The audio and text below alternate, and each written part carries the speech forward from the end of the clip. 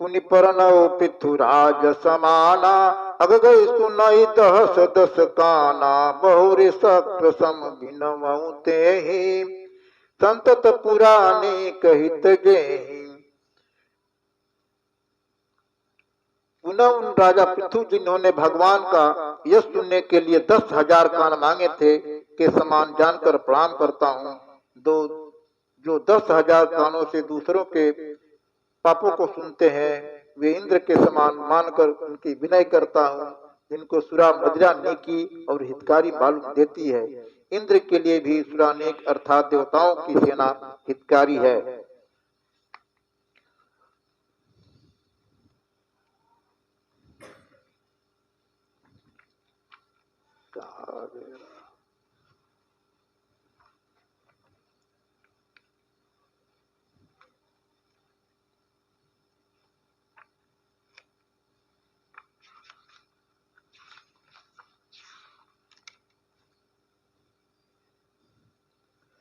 कह निज धर्म ताहि समुझावा, निज पत प्रेत देखि मन भावा, रघुपति चरण कमल सिर नाई, गयो गगन यापन गति पाई।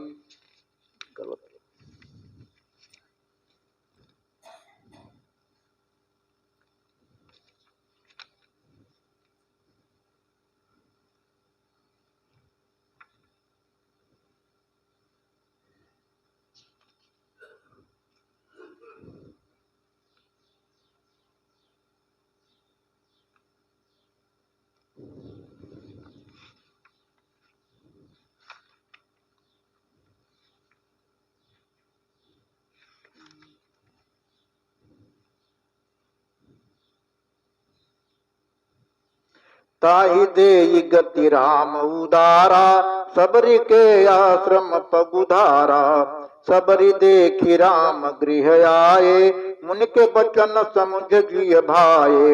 उदार श्री राम जी उसे गति देकर सबरी जी के आश्रम में पधारे। सबरी जी ने श्री रामचंद्र जी को घर में आए देखा, तब मुनि मतंग जी के वचनों को याद करके उनका मन प्रसन्न हो गया। सरसिज लोचन बाहु विशाला, जटा मुकुट सिर उर बनमाला, श्याम गौर सुंदर दो भाई, सबरी परी चरण लपटाई।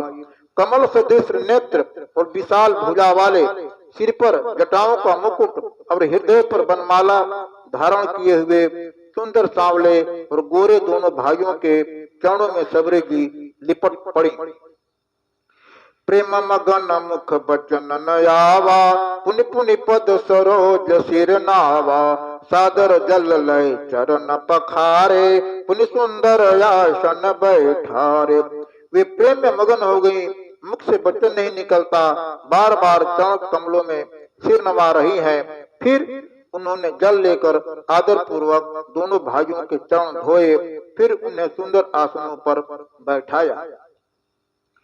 कंद मूल फल सुरसयती, दिए राम कहुआन, प्रेम सहित प्रभु खाए, बारंबार बखान। उन्होंने अत्यंत रसीले और स्वादिष्ट कंद मूल और फल खाकर श्री राम जी को दिए। प्रभु ने बार बार प्रशंसा करके उन्हें प्रेम सहित खाया। पान जोर आगे भई ठाड़ी, प्रभु बिलोक प्रीति यति बाढ़ी, के विधि स्तुति करो तुम्हारी, अदम जाति में जड़ मत भारी। फिर वे हाथ जोड़कर आगे खड़ी हो गई। प्रभु को देखकर उनका प्रेम अत्यंत बढ़ गया। उन्होंने कहा, मैं किस प्रकार आपकी स्तुति करूं, मैं नीच जात की और अत्यंत मूढ़ बुद्धि हूँ। अधमत अधम अधम अति नारी, तिनमह मैं मति मंद अघारी, रघुपति सुनु भामिनी बाता, मानव एक भगति कर नाता। जो अधम से भी अधम है, स्त्रियां उनमें भी अत्यंत अधम है, और उनमें भी हे पापनाशन मंद बुद्धि है।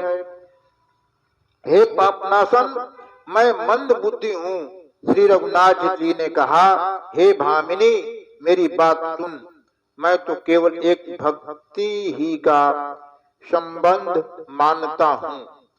जाति पात कुल धर्म बड़ाई, धन बल परिजन गुण चतुराई, भक्तहीन नर सोहहि कैसा, बिनु जल बारिद देखिय जैसा।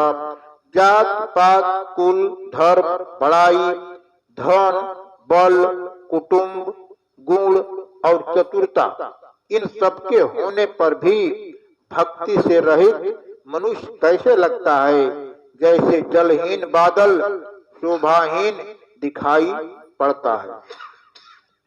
नवधा भक्ति कहूँ तू ही पाही, सावधान सुन धरु मन माही। प्रथम भगति संतन कर संगा, दूसर रति मम कथा प्रसंगा। मैं तुझसे अब अपनी नवधा भक्ति कहता हूँ, तू सावधान होकर सुन और मन में धारण कर। पहली भक्ति है संतों का सत्संग, दूसरी भक्ति है मेरे कथा प्रसंग में प्रेम। गुरुपद पंकज सेवा, तीसर भक्ति अमान। चौथी भक्ति मम गुण गना, करई कपट तज गान।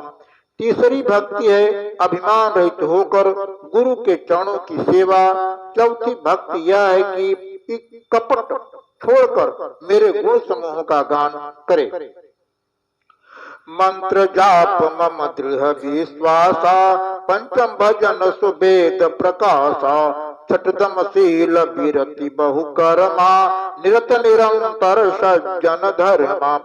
मेरे राम मंत्र का जाप, मुझ में दृढ़ विश्वास, यह पांचवी भक्ति है जो वेद में प्रसिद्ध है। छठी भक्ति है इंद्रियों का निग्रह, शील अच्छा स्वभाव या चरित्र, बहुत कार्यों से वैराग्य और निरंतर संत पुरुषों के धर्म आचरण में लगे रहना। सातव सम मोहिमय जग देखा, मोति संत अधिक करि लेखा। आठव जथा लाभ संतोषा, सपने नहीं देखहि पर दोषा। आठवीं भक्ति है जगत भर को समभाव से मुझ में ओत प्रोत राममय देखना और संतों को मुझसे भी अधिक करके मानना। आठवीं भक्ति है जो कुछ मिल जाए उसी में संतोष करना, स्वप्न में भी पराये दोषों को न देखना। नवम सरल सब सन छलहीना, मम भरोस ही हर्षन दीना। नवम एक जिन्ह के होई, नारी पुरुष सचराचर कोई। नवमी भक्ति है सरलता और सबके साथ कपट रहित बर्ताव करना, हृदय में मेरा भरोसा रखना और किसी भी अवस्था में हर्ष और दैन्य विषाद का न होना। इन नवों में से जिनके एक भी होती है वह स्त्री पुरुष जड़ चेतन कोई भी हो। स्वयतिशय प्रिय भामिनी मोरे, सकल प्रकार भगति दृढ़ तोरे। जोगी वृंद दुर्लभ गति जोई, तो कहुआ सुलभ भई सोई। हे भामिनी, मुझे वही अत्यंत प्रिय है, फिर तुझ में तो सभी प्रकार की भक्ति दृढ़ है। अतएव जो गति योगियों को भी दुर्लभ है वही आज तेरे लिए सुलभ हो गई है। मम दर्शन फल परम अनुपा, जीव पाव निज सहज स्वरूपा। जनक सुता कई सुधी भामिनी, जाने कौ करिबर गामिनी। मेरे दर्शन का परम अनुपम फल यह है कि जीव अपने सहज स्वरूप को प्राप्त हो जाता है। हे भामिनी, अब यदि तू गजगामिनी जानकी जी की कुछ खबर जानती है तो बता। पंपा सर ही जाहु रघुराई, तव है सुग्रीव मिताई। सो सब काहि देव रघुबीरा, जानत हो पूछो मति देरा। सबरी ने कहा, हे रघुनाथ जी, आप पंपा नामक सरोवर को जाइए, वहां आपकी सुग्रीव से मित्रता होगी। हे देव, हे रघुवीर, वह सब हाल बतावेगा। हे दीर्घबुद्धि, आप सब जानते हुए भी मुझसे पूछते हैं। बार बार प्रभु पद सिरुनाई, प्रेम सहित सब कथा सुनाई। बार बार प्रभु के चरणों में सिर नवाकर प्रेम सहित उसने सब कथा सुनाई। कही कथा सकल बिलो की हरिमुख हृदय पज पंकज धरे तज जोग पावक दे हरि पद लीन भई जह नहीं फिरे नर विविध कर्म अधर्म बहुमत शोक प्रद सब त्याग विश्वास कर कह दास तुलसी राम पद अनुराग हूँ। सब कथा कहकर भगवान के मुख के दर्शन कर हृदय में उनके चरण कमलों को धारण कर लिया और योगाग्नि से देह को त्याग कर जलाकर वह उस दुर्लभ हरिपद में लीन हो गई जहाँ से लौटना नहीं होता है। तुलसीदास जी कहते हैं कि अनेकों प्रकार के कर्म अधर्म और बहुत से मत ये सब लोकप्रद है। हे मनुष्यों, इनका त्याग कर दो और विश्वास करके श्री राम जी के चरणों में प्रेम करो। जातिहीन यग जन्म मही मुक्त किन्नय सिनार महामंद मन सुख चसी ऐसे प्रभु विचार। जो नीच जात की और पापों की जन्म भूमि थी ऐसी स्त्री को भी जिन्होंने मुक्त कर दिया। अरे महादुर्बुद्ध मन, तू ऐसे प्रभु को भूलकर सुख चाहता है।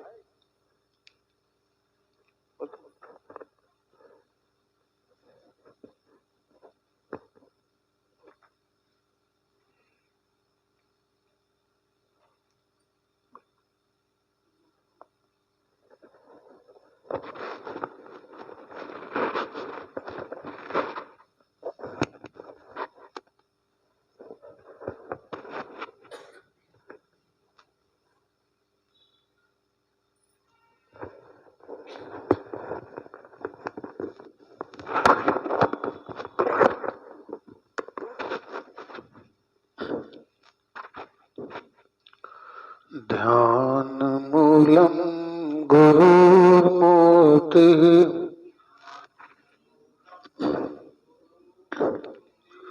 पूजा मूलम गुरुर्पदम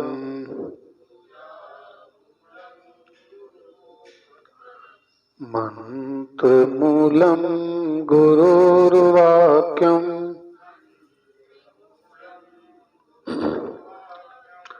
मोक्ष मूलम गुरुर्कृपा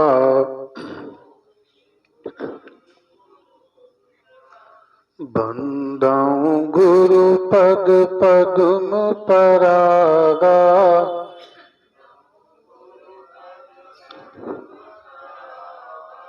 सुरुचि सुवास सरस अनुरागा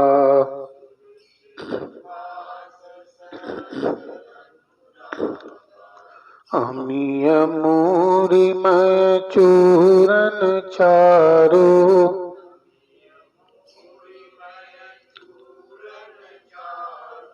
समन सकल भवरुज परिवारो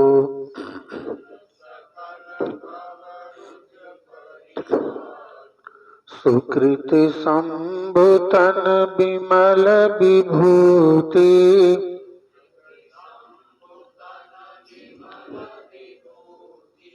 मंजुल मंगल मोद प्रसूति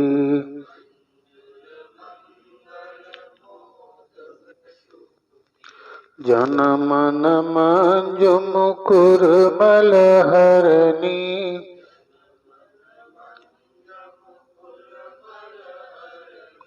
किए तिलक गुण गण बस करनी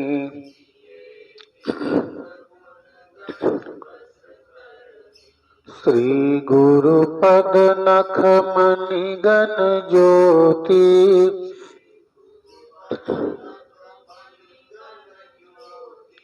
सुमिरत दिव्य दृष्टि होती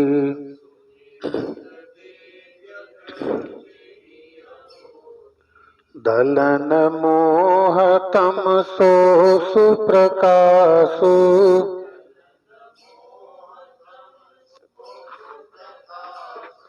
बड़े भाग उर आवै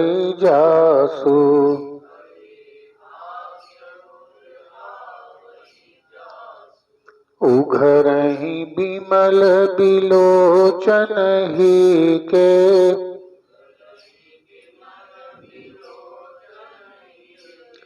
मिटहि दोष दुख भवर जनी के।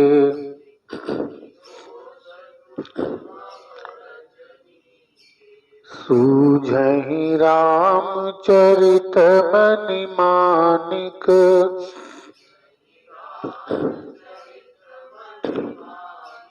गोत प्रगट जह जो जेहि खानिक।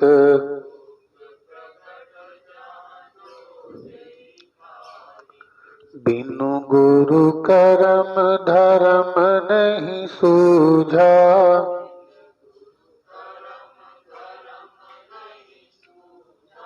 बिनु गुरु ज्ञान ध्यान नहीं पूजा।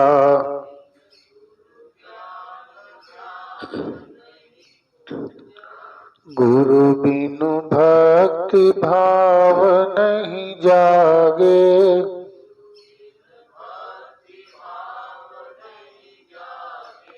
गुरु बिनु प्रेम ज्ञान नहीं पागे।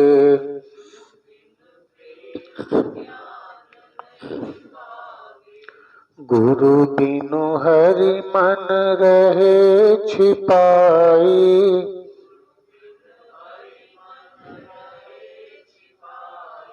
गुरु बिनु सार भेद नहीं पाई।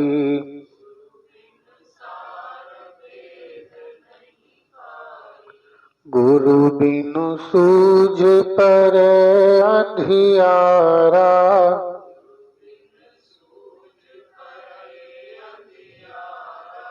गुरु बिनु लखै न घट उजियारा।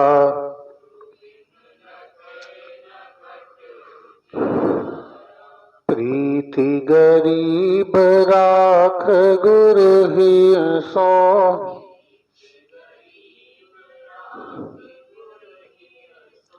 होय दरस घट मह हरि पिय सो।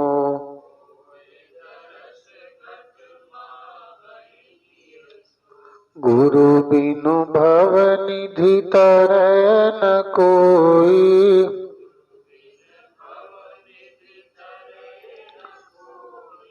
जो बिरंचि शंकर सम होई।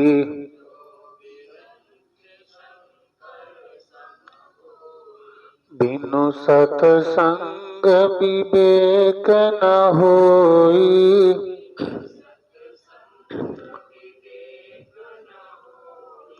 राम कृपा बिनु सुलभ न सोई।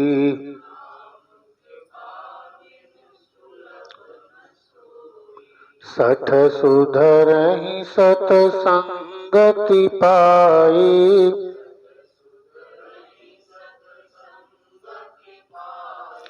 पारस परस कुधातु सुहाई।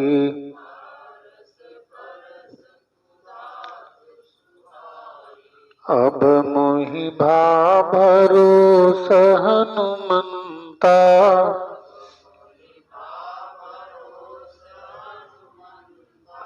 बिनु हरि कृपा मिलहि नहीं संता।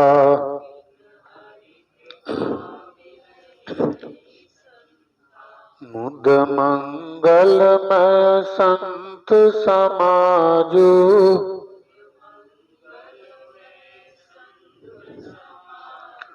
जो जग जंगम तीरथ राजू।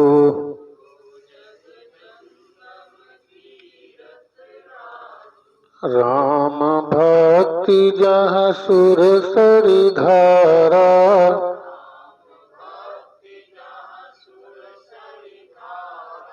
सरसई ब्रह्म विचार प्रचारा।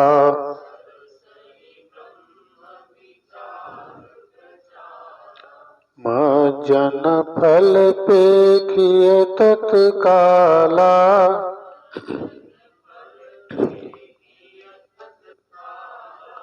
काक होहि पिक बकऊ मराला।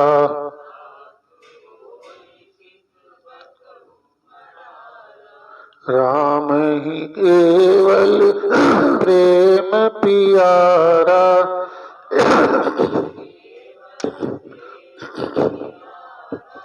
जान लेहु जो जान निहारा।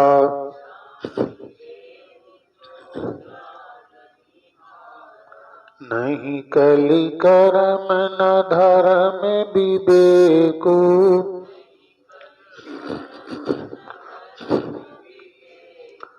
राम नाम अवलंबन एकु।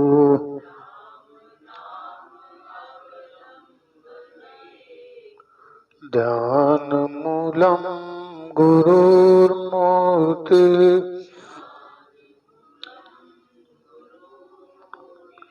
पूजा मूलम गुरुर्पदम।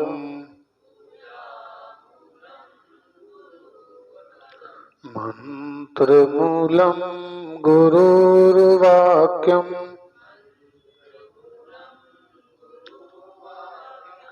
मोक्ष मूलम गुरुर्कृपा।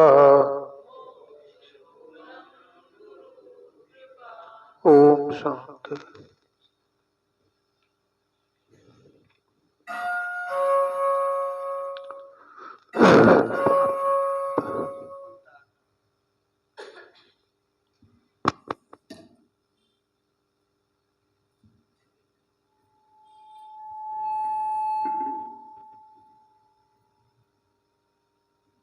आदरणीय भाइयों, आज हम लोगों का बड़ा सौभाग्य है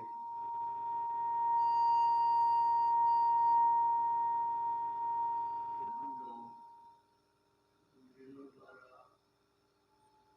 आदेशित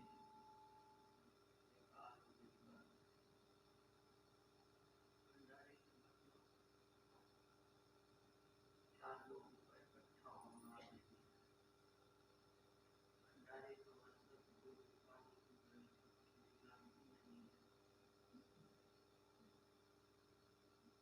इसमें केवल राम नाम का साधन कराया जाता है और कंकाल में इसके अलावा धर्म का कोई भी आलम बचा नहीं। कहा गया है घोर कंकाल में केवल राम नाम और उसकी महिमा शेष रह जाएगी, बाकी कुछ नहीं बचेगा नहीं। सब जितना पूजा पाठ है सब दूषित हो जाएगा और उसका करने का कोई विशेष प्रयोजन नहीं है। असली भंडारा राम नाम के साधन से है। यही आपको उस भंडारे में शामिल करता है जहाँ राम जी उपस्थित रहेंगे। यहाँ आप अपने कर्म का भोग करने आते हैं, उसे पूरा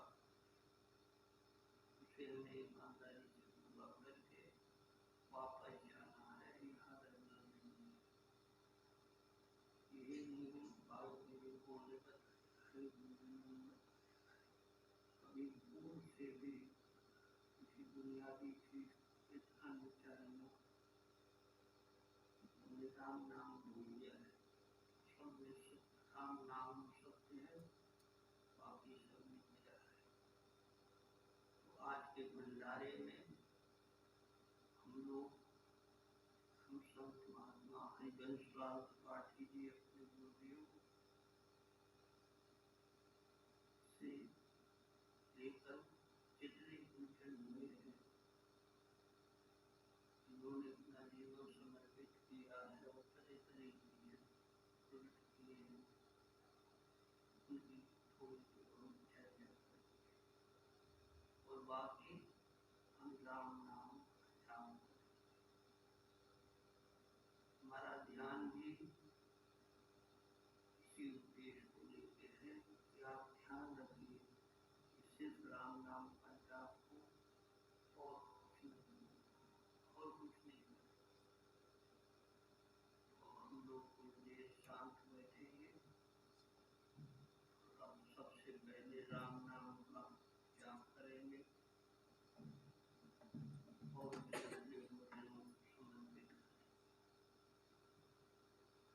बाद थोड़ी बहुत चर्चा होगी। शेष चर्चा समय समय के बराबर उसी दिन ध्यान में बैठेंगे और नाम का जाप करके और उन्हीं के चरणों से समर्पित मिलकर ओम शांति।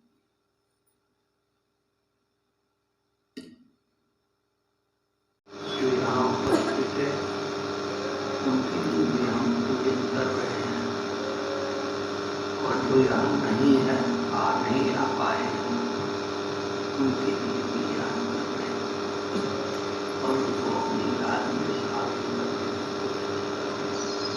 भंडारे का मतलब सब से न तेरा सब कम तेरा से और इसके लिए हमने जो गुरु महाराज का तरीका था कि हम किसी से टिकट नहीं करते, प्यार नहीं करते, उनको हम नहीं रखते, तो भगवान के नाम पर इसे वीरों को जो स्वतः आ गए हैं उन्हीं के साथ बैठ करके भगवान की याद करते हैं। भगवान ही भंडार है, ईश्वर ही हमारा लक्ष्य है, उसी पे को प्राप्त करना और उसी में समा जाना, अपना सब कुछ उसको भौतिक प्रति समर्पित करना, ये हमारा लक्ष्य है। बहुत सारे लोग इसमें रिश्ते को छोड़ देते हैं, हम किसी को न छोड़ेंगे। हमारे बुजुर्गों का ऐसा कोई तरीका नहीं रहा, उनका सब वाले सब और सब पूरा उनका ही था। राम नाम की बात है तो वो प्रभु की प्रेरणा होता है, जिसके हृदय प्रेरित करता है। बहुत सारे लोग इतनी याद आती है कि उनसे रहा नहीं जाता, बार बार वो चेहरा याद आ जाता है, साथी याद आ जाते हैं। एक अजीब प्रेम का वातावरण हम दूर दूर रह के भी करते हैं, नहीं हो पाता, नहीं कर सकते, लेकिन ऐसा होता है। तो आज हम लोग परम पूज्य दादाजी महाराज परम महात्मा हरिवंशराज भट्टी जी साहब के गुरुदेव परम संत महात्मा गंगोर दयाल जी महाराज, इनको सबको कहा गया है समर्थ माने सब कुछ कर सकते हैं, उनकी दया हो जाती। इनको ये ईश्वर ने कृपा करते हैं, इस पद पे पहुंचाते हैं। तो चिच्चा जी महाराज थे, इसीलिए किसी को हम लोगों ने हमेशा संबंध जोड़ने का प्रयास किया। संबंध अगर हमारा प्रगाढ़ हो जाएगा तो वही योग है, बिना इस संबंध के पैदा हुए या इसको आदत दिए, सम्मान दिए, योग नहीं। रातों दिन उन्हीं की याद करना, उनकी फिक्र में अपने फिक्र को जोड़ना। हम अच्छे दिनों के साथी हैं और बुरे दिनों के साथी। ये सत्संग का स्वरूप है जो हमारे गुरुजनों ने स्थापित किया है। तो आज हम इन लोगों को पूरा चर्चा हो ही नहीं सकती है, लेकिन हम चच्चा जी महाराज से प्रारंभ करके दादाजी साहब, उसके ऊपर विष्णु महाराज, मौलाना साहब, यहाँ जात पात कोई भेद नहीं रखा गया है, नहाए इस प्रकार का आयोजन और इसी को हम भंडारा करेंगे जो भगवान ने दिया करेंगे, उससे आगे किसी से मांगेंगे और न ख्याल करेंगे कि ये कर दे, भगवान शुरू होता है बढ़ता है, तो इसका सबका विशेष ध्यान हम लोग सब आयोजक जो है उनको लिए करेंगे। और इसी तरीके से हम करते आए हैं। दादाजी महाराज जी का शरीर 1979 में उनका शरीर शांत हुआ। 79 से आज 21 वर्ष उम्र और 24 वर्ष ये चल रहा है। पहले दादाजी स्वयं करते थे, क्योंकि उससे पहले दादाजी यहाँ आ गई थी, गुरु माता यहाँ आ गई थी सन 1965 में।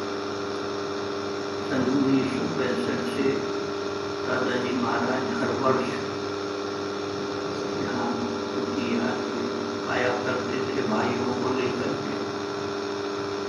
कोई साधन नहीं था उस समय, जंगल था, उकरेल का जंगल ये कहते थे।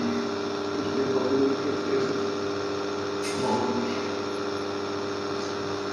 और अच्छे भले आदमी का रुकना यहाँ 11 बजे से पहले और 3 बजे के बाद उचित नहीं था।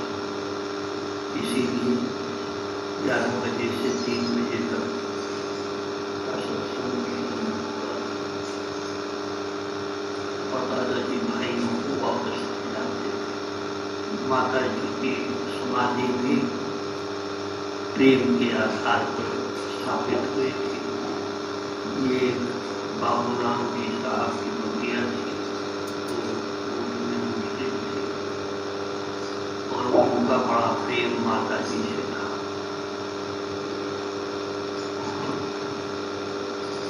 उन्होंने अपना ये स्थान दिया था, तो ये आश्रम चल रहा है। तो चचा जी महाराज याद करेंगे, लालाजी साहब की याद करेंगे, उनके दिव्य का के प्रसंगों का चर्चा कभी कभी साहब सामूहिक रूप से, कभी व्यक्तिगत रूप से हम लोग करेंगे। और इस प्रकार से आज भंडारे का पहला उन्हीं को कहते हैं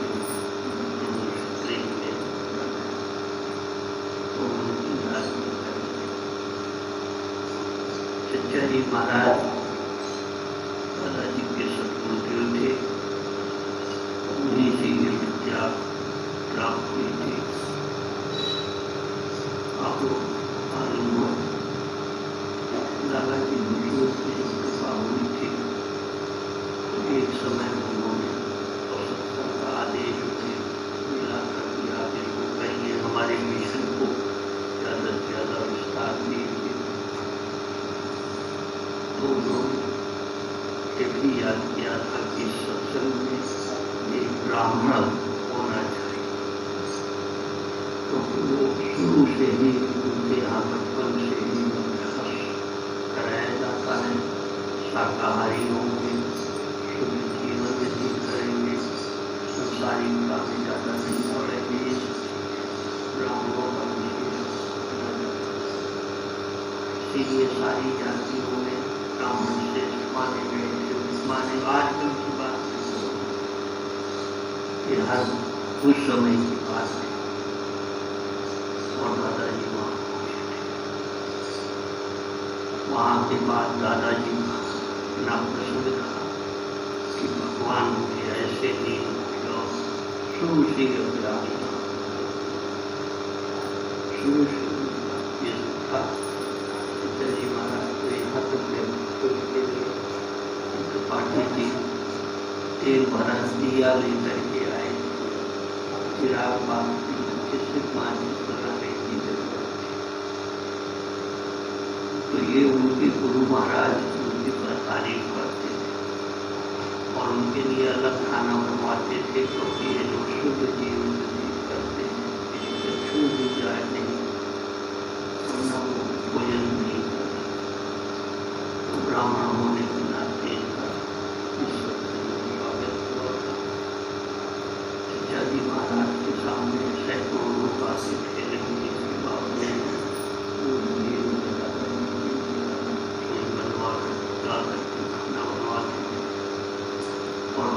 जी के अंदर सत्संग का मतलब ये है कि आप उनके में परिवर्तन कर दे। तो वही दादाजी महाराज ने कहा कि वही खाएंगे चचा जी खाएंगे। और ये भी कहा कि इंतजाम में नहीं करना, ड्यूटी को ऐसा ध्यान रखता है। आप सोच लीजिए कि हमारे यहाँ के बुजुर्गों ने स्थान दिए, इसलिए नहीं माना। चाहे दादाजी महाराज के सत्संग में तो हमको नाली के बैठ के किनारे बैठ के सत्संग करना, खड़े खड़े सत्संग करना, बैठे बैठे सत्संग करना, हर समय उसी में गर्व हो, तन बदन का पोषण रहेंगे, उद्देश्य था कराते थे।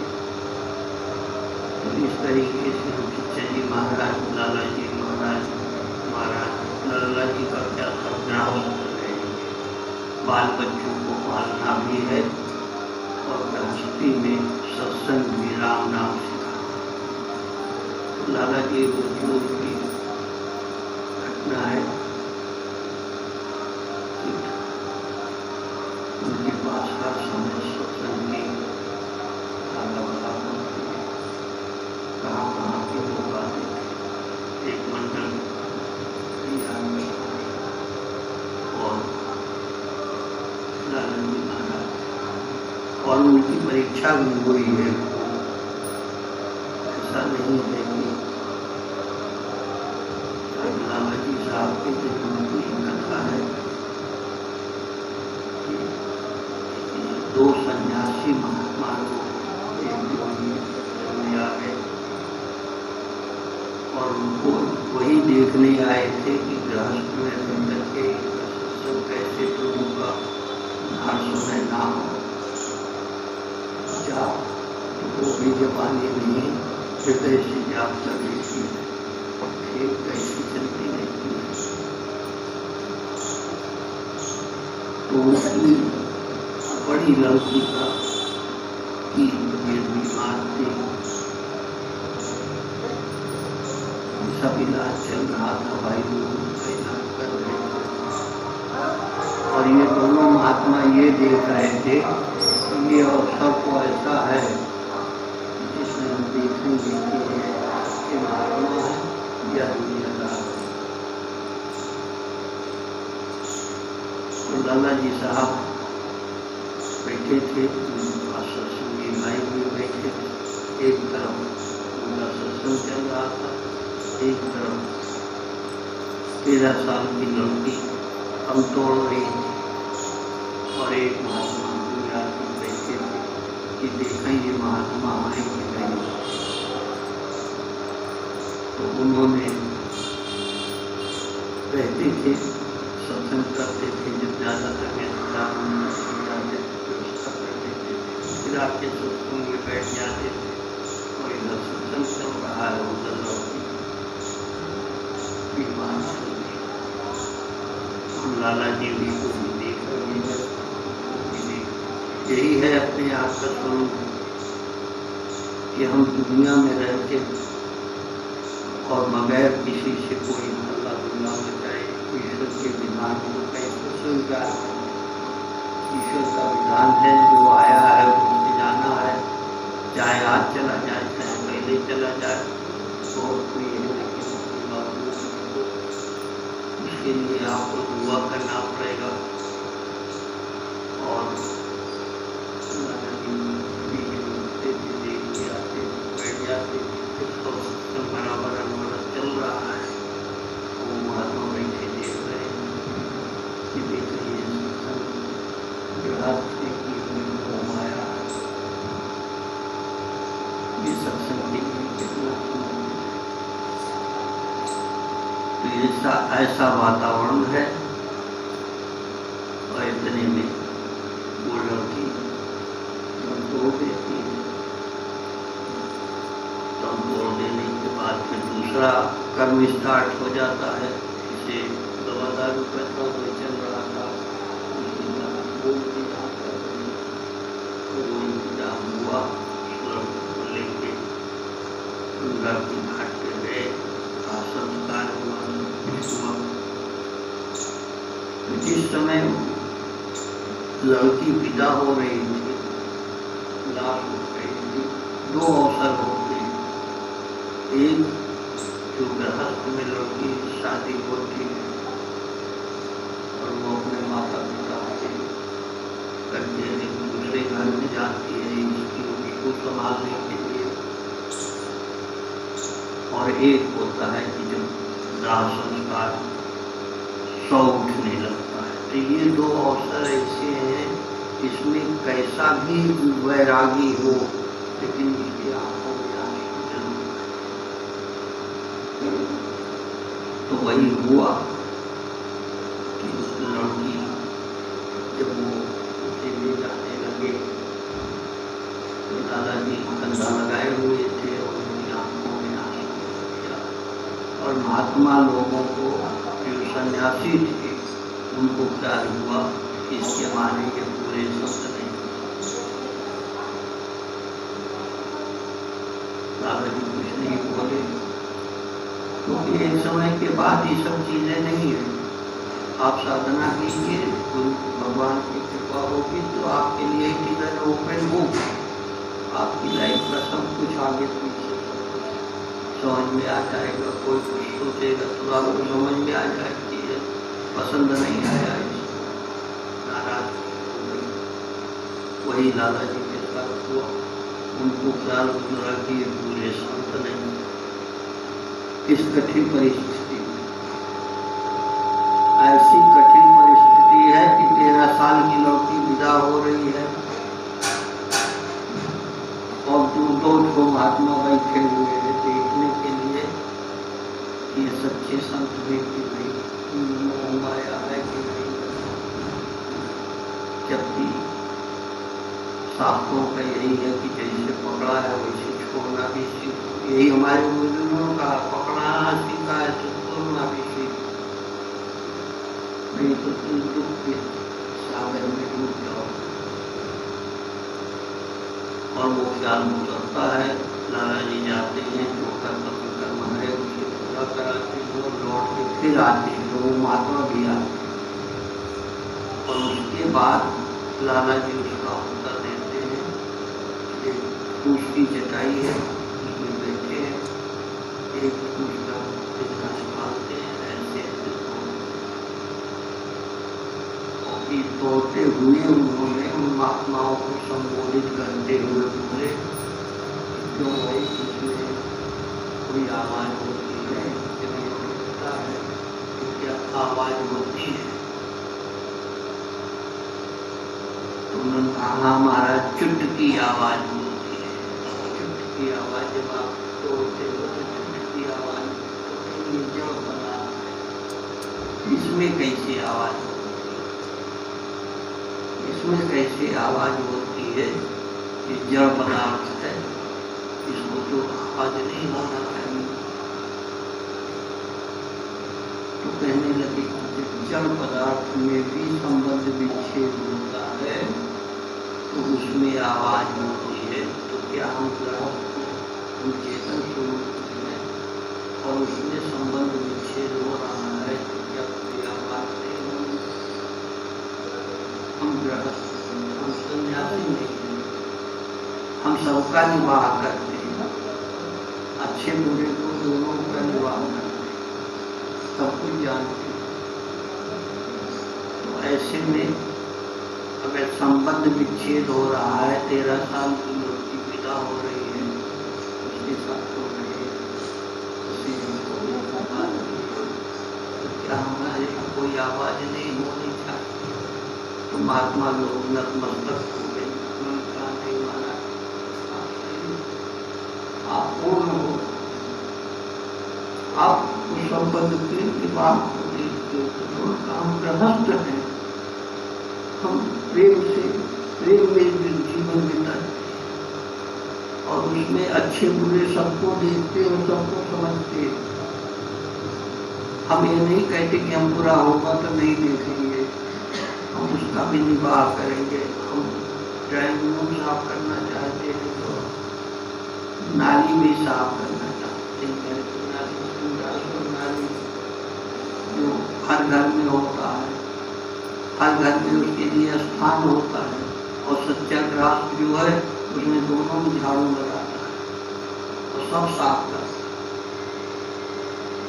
तो लाला जी साहब ने कहा कि हमारे अंदर ये हम प्रेम किसका साधन करते हैं, हम योग का साधन नहीं करते। योग तो अपने आप ही हो जाता है, हमारा प्रेम आगे चलता है, हम प्रेम का साधन करते हैं। तो एक उदाहरण मैंने दिया कि हमारे सत्संग का स्वरूप क्या है। आप जिस सत्संग में आते हो, समय बिताते हो, रात रात जागते हो, उस सत्संग का असली रूप क्या है। असली रूप हम अच्छे बुरे दोनों में तो भेद ही नहीं करते, हम अभेद अवस्था का दर्शन करते हैं, वही मेरा भंडारा है। जात बात पूछे नहीं, जो हरि का भजन करते हैं, जो हरि को प्रेम करते हैं, हम उसको सत्संग मानते हैं, भेदधारियों को नहीं मानते। हम उसके चक्कर में नहीं पड़ते, मानते न माने हम उनसे झगड़ा करने में नहीं जाते। लेकिन हम जो है पूर्ण जीवन व्यतीत करने का प्रयास करते हैं, तब यही पूजनीय का भंडारे का लक्ष्य यही है कि तुम पूर्ण जीवात्मा एक अंश रूप में उपस्थित है, और वही अंश रूप भगवान से मिलकर के भगवान बन जाए। हमारा लक्ष्य हम सबको विवाह करते हैं, हम एक दो को नहीं करते। तो ये बड़ी चीज है। एक उदाहरण मैंने आपको दिया चित्ता जी महाराज के, लाला जी साहब के दृष्टिकोण का, कि ऐसी परिस्थिति में भी उन्होंने औसत को सत्य करके दिखा दिया, और गृहस्थ में रह करके। लाला जी साहब का जीवन ये हालत थी, गाँव में छोटी कचहरी की नौकरी थी, घर में इतना साधन नहीं रहता था, लोग कहते थे। तो मैंने यहाँ तक एक किताब में पढ़ा कि लाला जी साहब पानी के अंदर अदरक का छौंका लगवाते थे। न सब्जी होती थी, न चटनी होती थी, अचार होता था, खाना नहीं था। पानी पर अदरक का छौंका लगा करके उसी में यह हल। चचा जी महाराज के लिए एक साहब को ख्याल रहता था कि हम लोग तो बड़ी तारीफ उनकी करते हैं, लेकिन कोई पहुंचा हुआ फकीर अगर तारीफ करे तो हम मानेंगे। तो वो एक बार बिहार में गए। बिहार में एक ऐसे पद्मू फकीर थे, उनको भी लोग मजमा इकट्ठा रहता था, चारों तरफ से घेरे रहते थे, सब देखा। तो उनसे बात होने लगी तो उन्होंने जैसे सुना कि चचा जी महाराज के आपसे तो कहे तो यहाँ काहे को आते हैं, तुम यहाँ काहे के लिए आए। उनसे जैसा फकीर आज के जमाने में नहीं है। अगर वो चरस चाहते तो आफ्ताब गर्दिश रोक देता, तब जाके उनको संतुष्टि हुई कि हम चचा जी के शिष्य हैं, सौभाग्य है हमारा। तो ये स्थिति छोटे से प्रसंग मैंने आपके सामने हमारे बुजुर्गों का इम्तिहान दिया है। सूखी रोटी खा करके भी इम्तिहान दिया है। यहाँ तक किया है कि तंगी में भी मदद करते थे। एक बार बैठे थे चचा जी महाराज, उनके सामने से मौलाना जो है गुजरे, खूब अच्छा कपड़ा पहने हुए, और वहीं पर महात्मा कृष्ण ये श्री कृष्ण सिकंदराबाद। चचा जी ने कहा तुम्हें मालूम है कि क्या हालत है। ये जमाने में नवाब खानदान के व्यक्ति हैं, लेकिन आज जो है यहाँ फाका हो रहा है। लेकिन किसी से मांग नहीं सकते और अपना कपड़ा भी पहने जिससे लोगों को ये ना मालूम दे कि इनके गरीबी आ गई। मेरी गरीबी समय की बात, इसके ऊपर कब आ जाए तो ईश्वर का भक्त जो होगा वो तुमसे पार कर ले जाएगा और बाकी उसी में इसी रफ्तार में डूब जाएंगे। तो उन्होंने वो फकीरी, भैया कुर्सी पर बैठ जाओ बेटा, तुम्हें हम लोगों ने कुर्सी का इंतजाम किया है, आप कुर्सी बैठो, अभ्यास कुर्सी बैठो या कुर्सी लगा लो तो कुर्सी ले लो।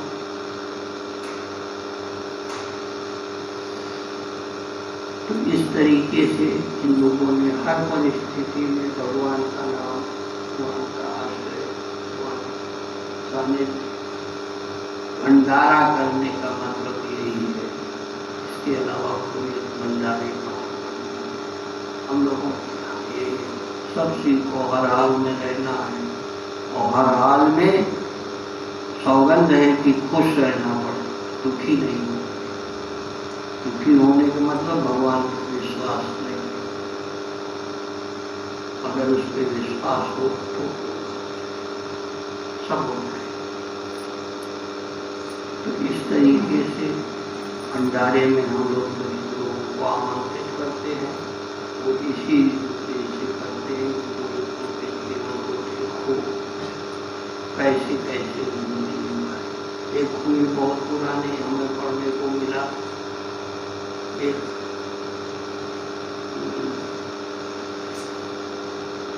नाम देखो भूल रहा है, तो उनका तरीका था कि वो कहीं जियारत में जाते थे, पहले तो भाइयों का सामान एक ऊँट पे लगवा दे, एक ऊँट पाले हुए थे। हाँ, वायजीद बस्तानी साहब रहमतुल्लाह अलैह, वो क्या करते थे कि अगर जियारत में जाना है तो सारा सामान जो है उसी ऊँट के ऊपर रखा देते थे और उसके बाद भाइयों को लेके चलते थे। जमाने का तरीका एक। इतने में एक बुढ़िया आई और उसने कहा कि भाई जी तुम ये बताओ कि तुम्हें और ऊँट में क्या फर्क है? तुम्हें और ऊँट में क्या फर्क है जो तुम खाली हाथ आराम से चल रहे हो सबके आगे, और इस ऊँट पे ये सामान बना हुआ है, ये ज्यादा सामान हो रहा है। तो हमारी जरा गौर से देखो कि सामान का वजन करना है। तो पता चला कि ऊँट में की पीठ में और सामान के बीच में एक यानी वो हवा में चल रहा है और ऊँट भी उसके पीछे उपस्थित के साथ ऐसा सोचन कराया है कि उन्होंने ऊँट को भी इस तरीके से पर कृपा करें, या पर कृपा राम कर होई, ता पर कृपा करें सब कोई। अचर और अचर धरती जागृत हो जाएगी, अच्छे लोग अनुकूल तो ये अनुभव करो तब भंडारा है, तब भंडारे को सुनने में क्या कुछ नहीं सुनते। तो उनका भाई जरा गौर से देखो कि वजन जो है ये कहाँ, तो उसने देखा कि इसमें तो हाथ भर पकड़ा हवा में, तो तब्बल करे इसमें जो कहा गया है कि तपस्या के बल से तब्बल शंभु करे संघारा, तब्बल विशेष धरे मई भारा, तटबल रचे पंच विधाता, तब्बल विष्णु सकल। तो ये तपस्या है, आप चाहे गृहस्थ में रहो चाहे गायों में रहो, तपस्या यहाँ सत्संग में तपस्या कराई जाती है जिससे व्यक्ति अपने असली आत्मस्वरूप का दर्शन कर सके। ये उसका उद्देश्य है भंडारे। और हर परिस्थिति में ऐसे हम कहाँ तक बयान करेंगे, लेकिन जो थोड़ा बहुत समझ में आता है। एक हजरत वाइजीद बस्तानी साहब थे, एक हजरत तिलकानी साहब रहमतुल्लाह अलैह, और वो उन पर मोहम्मद गजनवी एक जमाने में बड़ा आशिक हो गया। उनकी हालत उनकी स्त्री जो है उसको मनवे नहीं करती। यही कथा है कि उनकी एक साहब पहुंचे उनके यहाँ सेब की हैं, उसने कहा नहीं कोई सेब को बोले थे, हाँ अगर हमारे सौभाग्य को पूछो तो मैं जब काट खिलाऊंगी तो रोटी मिलेगी। एक तरफ ये रूप है, जब काट के लावेंगे तो रोटी मिलेगी, नहीं तो बैठे रहेंगे। जाते थे तो झूठा चल गया और मिलन चल गया, और इसके बावजूद उसको मानते थे। सब बर्दाश्त कर सकता हूँ, सब कुछ बर्दाश्त कर सकता हूँ, वो होती है। फिर माने फाका का माने कनात, फिर माने रियाजत, ये जो फकीर का स्वरूप है। गृहस्थ फकीर परमात्मा आप स्वरूप का दर्शन करना चाहते हैं तो फकीर ही करो, और गृहस्थ में रह के करना चाहिए। तो वो जो है करते थे।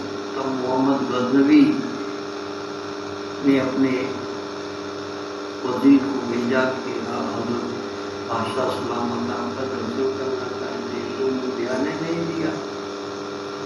तो बड़े वजीर को भेजा, तब भी नहीं ध्यान दिया। तो उसके बाद वो जो है स्वयं उपस्थित हुआ और उनके सामने सरसी की थैली रख दी। देखें ये फकीरी है कि सरसी से इनका लगाव है, तो इन्होंने उसको नहीं ध्यान दिया। ये है ध्यान का मतलब ये नहीं है कि सब चीज के ध्यान कर रहे हो, तुम्हारे ध्यान में उस तरीके का ध्यान सीखो कि तुम्हें ध्यान में सिवाय उसके और बाकी कुछ ना आने, दोनों तरफ और का ध्यान न हो। लेकिन होता है तो हम अपनी गलती मानते हैं। हम ये नहीं कहते हम नहीं होता, हम ध्यान करते हैं तो ये बहुत सारी चीजों का ध्यान हो जाता है, लेकिन हम उससे कम से कम इतना तो करते हैं कि उसकी चरणों में सर झुका के तो क्षमा मांग। ये सब भूल जाते हैं कि बहुत बड़े तपस्वी हैं, साधक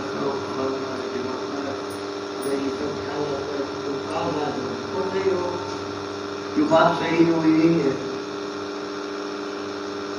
तो हजरत हरकानी साहब के सामने उसने उठा के सरसी की थैली रख दी, तो उन्होंने उस पर ध्यान नहीं दिया। तब उसने प्रश्न किया मामला क्या है, तो उनका भाई ये जैसे तो वो शक्ति वैसे उन्होंने टाट के नीचे सूखी रोटी रखी थे, उठा करके बादशाह को पकड़ा दिया खाइए। जब खाने लगे तो बादशाह को सूखी रोटी कहाँ से समझ में आवे, तो उसने कहा सतत ये तो गले में अटकती है। तो उन्होंने कहा हमको भी ये अटकती है जो थैली आपने ला, हमको भी ये अटकती है, उसका ध्यान करें, वरना क्या होगा पैसा बटोर लोगे, उसके बाद उसी का ध्यान करोगे, कहोगे बड़े भारी भक्त है। तो भक्ति है ये नहीं तो सही बात गुरु के दरबार में भी नहीं होगी तो कहाँ होगी, तो धीरे धीरे हो। उनका मुरीद हो गया। तो ऐसे ऐसे बुजुर्गान हुए हैं जिनके सामने बड़े बड़े राजा महाराजा नतमस्तक हुए हैं, आगे पैर छुआ है। राजा जनक जी महाराज के हस्त थे, जहाँ तरह के 3 बीवियाँ थी, 2 बीवियाँ थी शायद, उनकी 2 पत्नी थी, लड़के बच्चे थे, और इसके बावजूद विदेश थे चंद्रगुप्ता बोलते इनको विदेश की उपाधि इसी से मिली थी कि उनको काय को होश नहीं रहेगा, उनको काय को होश ही नहीं रहेगा, गृहस्थ है, राज कर रहे हैं, सब कुछ हो रहा है, तो वो राज खुद ही खसक के आया है। उन्होंने उसका ध्यान नहीं किया, उसका आह्वान नहीं किया, उन्होंने उसको लेकिन उसका अनादर भी नहीं किया, हमने उसका अनादर नहीं किया, हमने उसको संभाल के रखा, लेकिन हम उसका ध्यान नहीं करते। हमको तो ये चीज चाहिए, भगवान ईश्वर के अलावा कुछ नहीं सिवाय ईश्वर के। ये जो मंत्र जाप कराया जाता है वो यही है। तो चचा जी के जीवन में, लाला जी के जीवन में, हुजूर महाराज के जीवन में, मौलाना साहब के जीवन में जो खुदा वहाँ है वही खुदा यहाँ है। तो सेठबंद रामेश्वरम में जाने से पूरे परिवार को रोक दिया और उसके बाद वही चीज स्वयं करके दिखा दिया। ये है असली फकीरी, जिसको हमारे यहाँ जिससे प्रभावित होकर के लोगों के सर झुकाए और हमारे जीवन आज हम किया नहीं कर सकेंगे, ज़्यादा देर नहीं कर सकेंगे, थोड़ी देर करेंगे, फिर पहले की करेंगे, और वो जो चीज़ आएगी मालूम देगा कहाँ नहीं सकते हैं। दादाजी साहब के साथ क्या हुआ? दादाजी साहब ना एक सारे सत्संगी भाइयों को देख के भंडारे में जा रहे भाई बाबूलाल जी, बाबूलाल की बात दोस्तों आया तो चेक करने लगा, घबराए तो आज हम दादाजी के सामने बेटिकट पकड़े जाएंगे। दादाजी की वहाँ ग्राफी छपके, जब छपके तो उसको व्यक्ति के पास कर ली, छपके रहे, स्टेशन आ गया, उतर गए, उतर गया और दोस्त बच गए।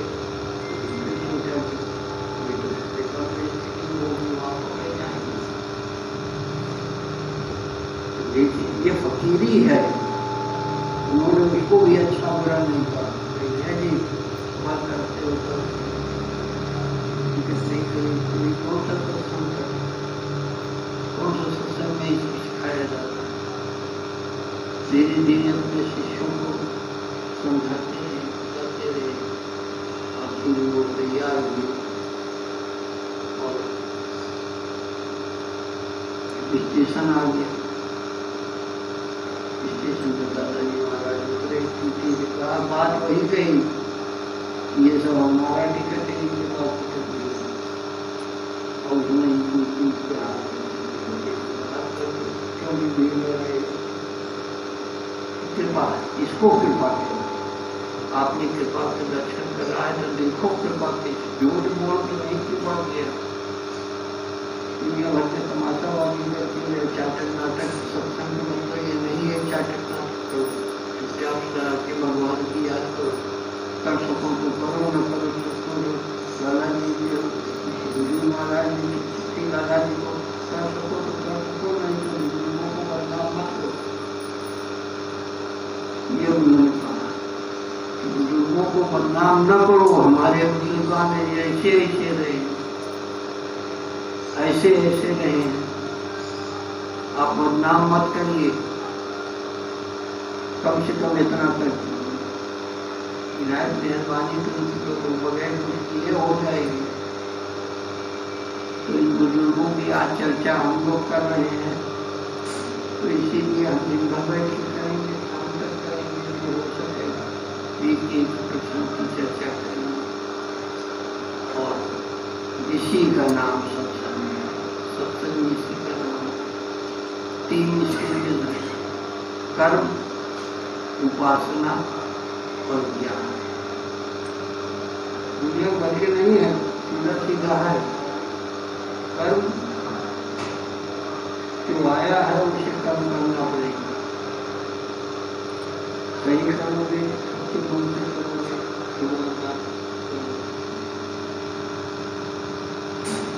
गलत भाव में करोगे तो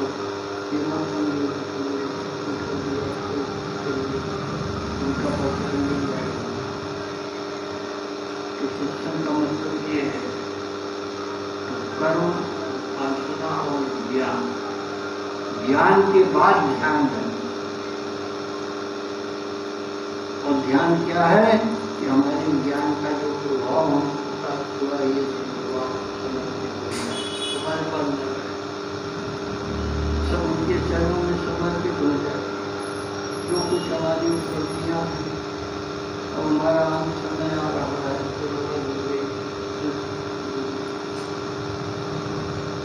वो सब हमारी समर्पित हो जाए उनके चरणों में। किसी न किसी को बीमारी हो जाता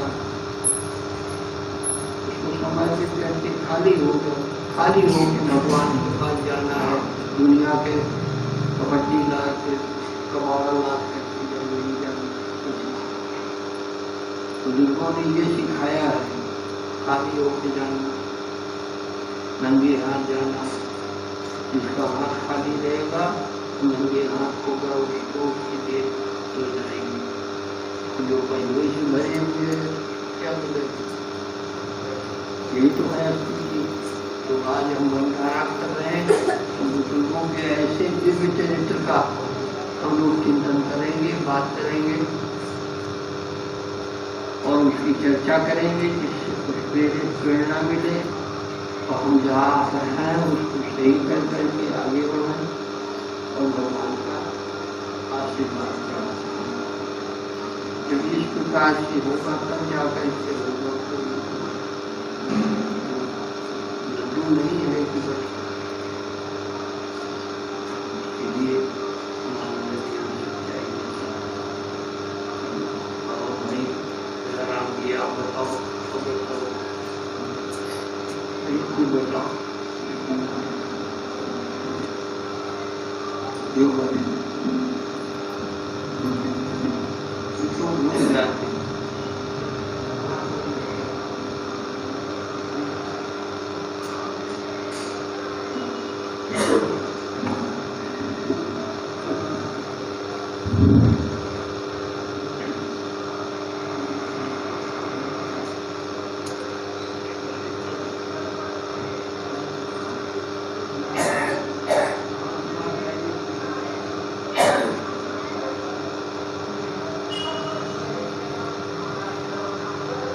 सबसे पहले हम सभी लोगों को परम पूज्य हुजूर महाराज का जो है धन्यवाद करना चाहिए, शुक्रिया करना चाहिए, जिन्होंने ये प्रेम की गंगा हम लोगों के लिए सुलभ की।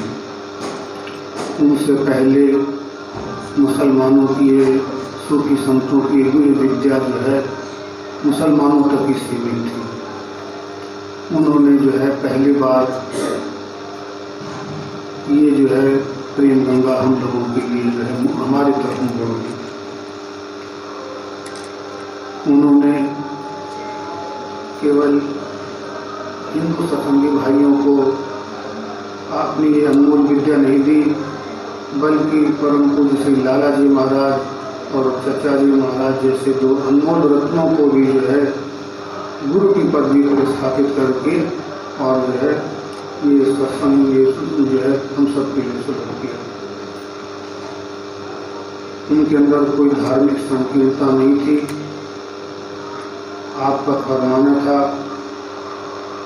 कि धर्म के दो स्वरूप हैं, बाहरी और भीतरी। बाहरी स्वरूप में हम अपने जाति, धर्म, देश, समय, काल, परिस्थिति के अनुसार अपने अपने धर्मों का पालन करते हैं, अपने रीति रिवाजों का पालन करते हैं, लेकिन इसका जो है अध्यात्म से कोई लेना देना नहीं है। किसी भी धर्म में कोई व्यक्ति ने जन्म लिया हो तो किसी भी दूसरे धर्म के गुरु से जो है अध्यात्म विद्या प्राप्त कर सकता है। उसमें के लिए जो है कोई बंदिश नहीं होनी चाहिए। और ऐसा ही उन्होंने करके भी दिखाया। उनके समय में बड़ी कट्टरवादिता थी, ये काम उनके लिए आसान नहीं था। लोगों ने उनका घोर विरोध किया, उन पर हमले भी हुए, लेकिन आपने निर्भीकता पूर्वक जो है इस कार्य को आगे तक बढ़ाते रहे।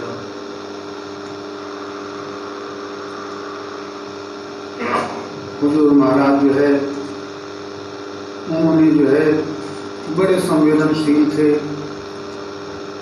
जो हिंदू भाई उनके यहाँ आते थे उनके लिए अलग भोजन की व्यवस्था रखते थे, क्योंकि वे जानते थे कि हिंदू भाई जो है मुसलमानों का भोजन करने में जो संकोच करते हैं, और उस पर भी जो भाई उनके यहाँ भोजन नहीं करना चाहते थे अलग व्यवस्था होने के बावजूद, तो उनके लिए जो है वो बाजार से जो है पूरे मंगवा देते थे।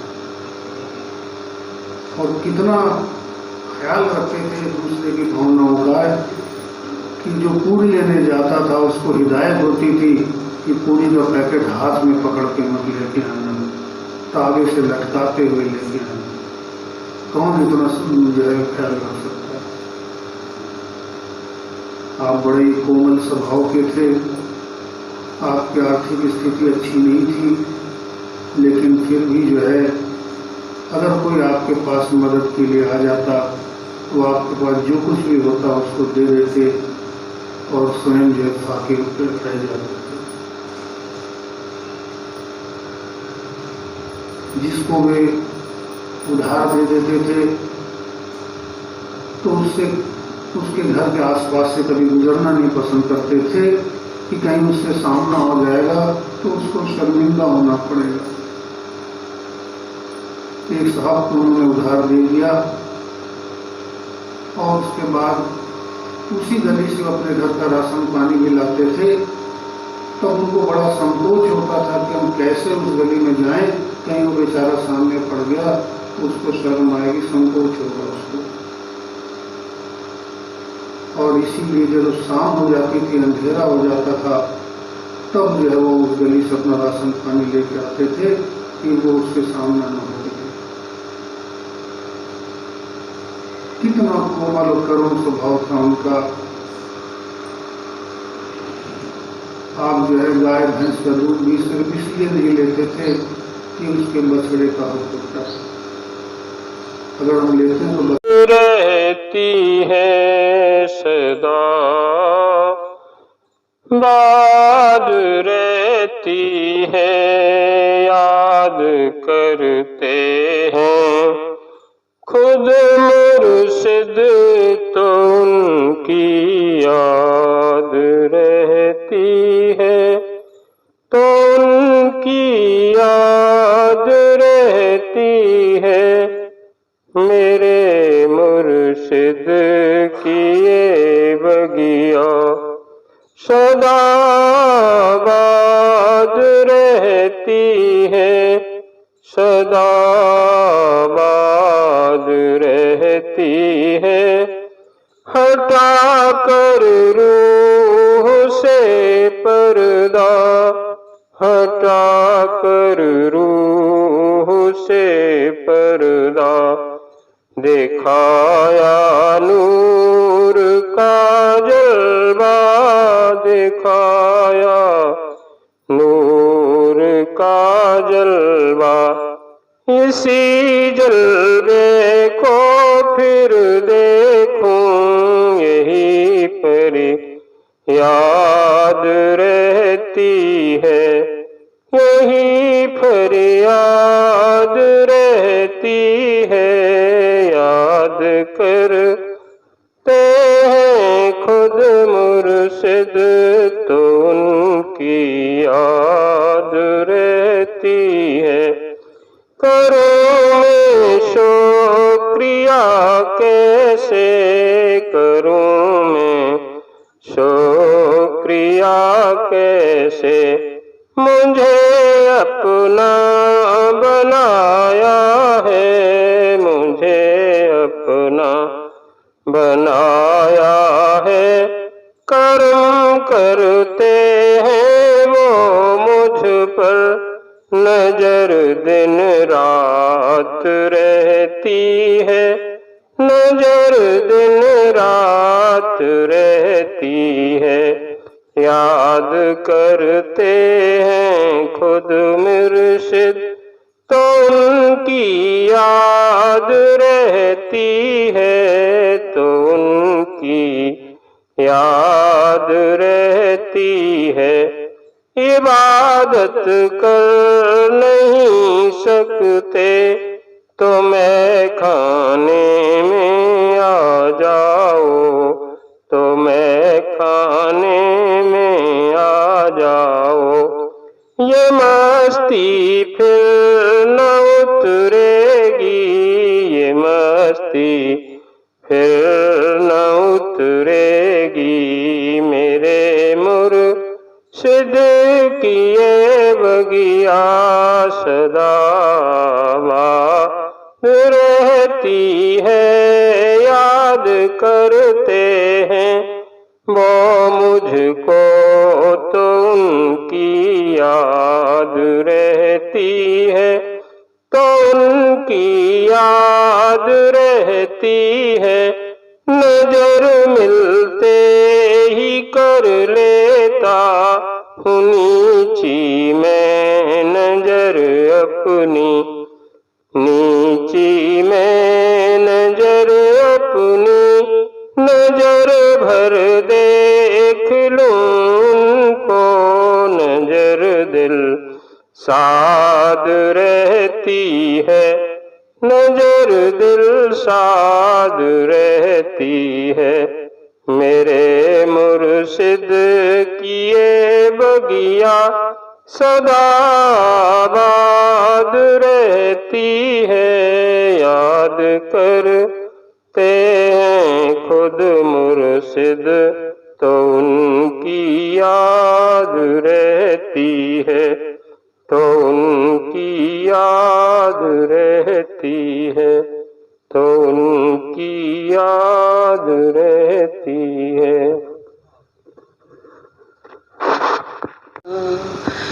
बैकुंठ तो यही है, हृदय में रहा करना। प्रभु हम पे कृपा करना, प्रभु हम पे दया करना। गूंजेंगे राग बनकर वीणा की तार बनके, प्रगटोगे नाथ मेरे हृदय में प्यार बनके, हृदय में प्राण बनके। हर रागनी की धुन पर, हर रागनी की धुन पर स्वर बन के रहा करना। प्रभु हम पे कृपा करना, प्रभु हम पे दया करना।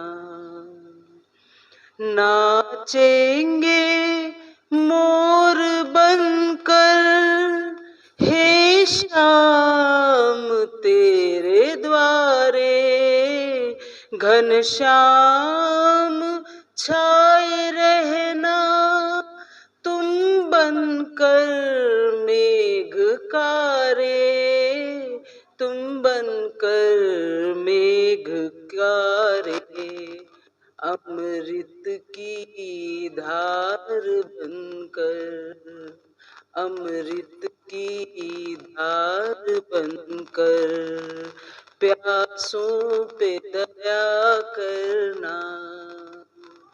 प्रभु हम पे दया करना, प्रभु हम पे कृपा करना।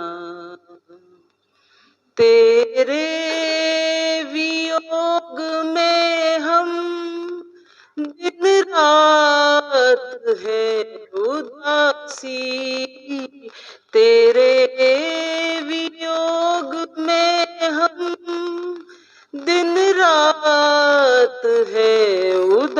दासी अपनी शरण में ले लो।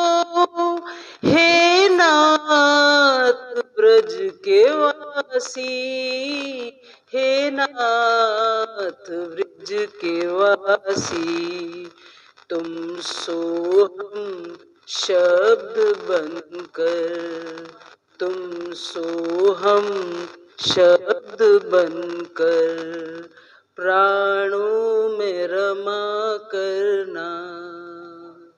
प्रभु हम पे दया करना, प्रभु हम पे कृपा करना। बैकुंठ तो यही है, हृदय में रहा करना। प्रभु हम पे दया करना, प्रभु हम पे कृपा करना। जय हो गुरुदेव।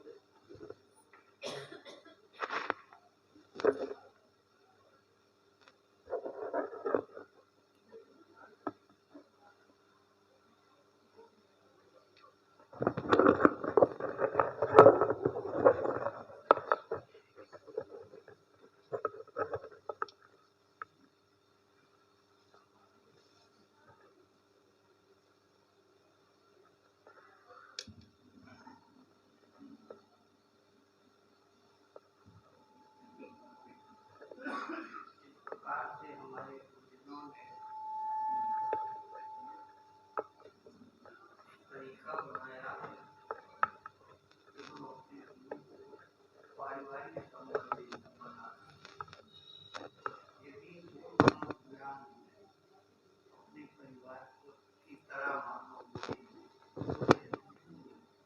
जैसा मानो वैसा खुद बहुत नजदीक हो जाएगा। हमारा साथी है, मेरा पति, हमारे पति, इंसान में हर संबंध एक बना।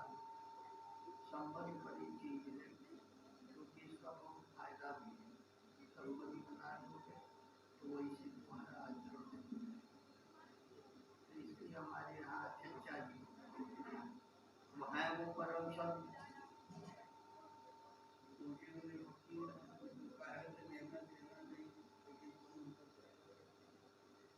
हम उनको लाला कहते हैं, हम उनको अपना कोई संबंध मानते हैं। कोई अपने हृदय से मानता है कि हमारे पति परमेश्वर भगवान को कुछ भी माने रहेगा, साथ रहेगा, कल्याण करेगा। इस साथ से कल्याण है, संगत से कल्याण, संग इसी को सत्य का संग, जिसके हृदय में सत्य का निवास हो गया है, जो उसी में हर समय ध्यान में मगन रहता है, वो उसी हमेशा यार। तो एक यारी साहब हुए, एक यारी साहब हुए तो उन्होंने कहा भगवान हमारे यार। तो उन्होंने, और उनका प्रभाव क्या है देखिए, वैसे वर्णन करते हैं सारे स्टेप करके परमात्मा को बहुत सुंदर भजन है। रिम जिम रिम जिम बरसई नूरा, नूर जऊर सदा बड़ी पूरा। मुझे प्रकाश का अंधेर और उस प्रकाश की स्थिति है वो हमको सत्संग में घेर लेता है। जैसे हम बैठते हैं तैसे वो प्रकाश होता है। आपने हमने देखा उसमें राम रावण का युद्ध हो रहा, तो एक समय वो भी चित्र दिखाया है कि जिसमें भगवान राम जो है अपना अस्त्र नीचा करके ध्यान में खड़े हो जाते हैं, तो वो चक्र बन जाता है और वो रक्षा करता है, जाने नहीं देता। यही हथौड़ी के साथ विज्ञान दिखाया। तो आपके ऊपर भी जो संकट आता है, भगवान का ध्यान करोगे और उसका ध्यान करोगे, वो हमारा संबंध अगर गैर मान करके करोगे तो असर नहीं रहेगा। हम उसको अपना मान और हम उसका ध्यान करें। तो उस समय यही चार स्थिति बनाई, चार स्थिति करके फिर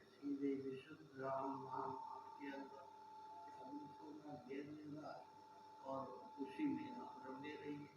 मुंह से बोलने की कोई जरूरत नहीं है। ध्यान ध्यान की महिमा हो रहा है। तो कहते हैं फर्स्ट स्टेप में क्या हालत है, रिम झिम पर सही नूरा। ये नूर जो है परमात्मा का प्रकाश, चंद्रमा का प्रकाश, सूरज का प्रकाश, दीपक का प्रकाश, ये सब माना गया कि वो छोटे हैं आकार। परमात्मा का प्रकाश अगर हृदय में उतर आए तो आपको सच्चा सत्संग प्राप्त हो। हर समय कहीं जाने आने की जरूरत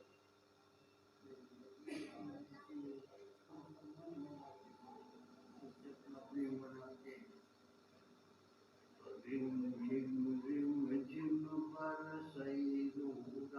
ये दादाजी के सत्संग में हर समय अनुभव।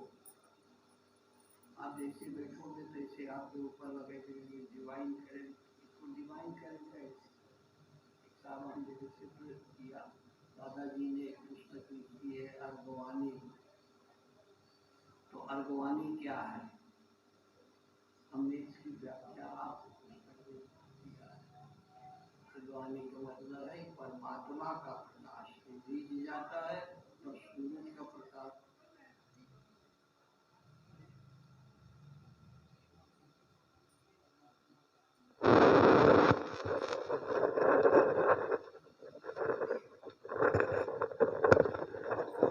उसको नूर कहते हैं। नूर कहते हैं।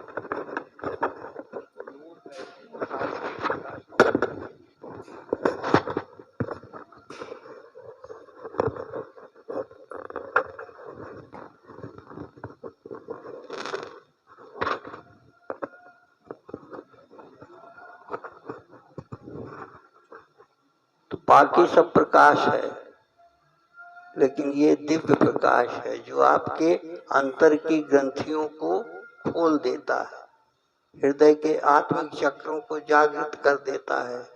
उनका दरवाजा खुल जाता है, उनकी राह रोकने वाला कोई नहीं होता, सीधे परमात्मा से संपर्क बनाता है। तो जिसके ऊपर ये नूर की बारिश होती है वो भगवान के समान हो जाता है, क्योंकि वही काम होता है, उसी नूर से भगवान की भी होती है। वही संतों को उन्होंने बांट दिया दया करके कि ले तुम हमारा इसका इस्तेमाल करो। तो इसको बहुत सारे लोग क्या करते हैं, उसके लिए कमाई करते हैं, उससे नाम पैदा करते हैं, दुनिया की तारीफ, ये सब गलत है।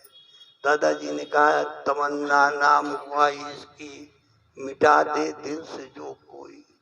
हमारी कोई तमन्ना नहीं, हम तो आपको क्यों याद करते हैं, क्योंकि वो बरबस हम याद करते हैं।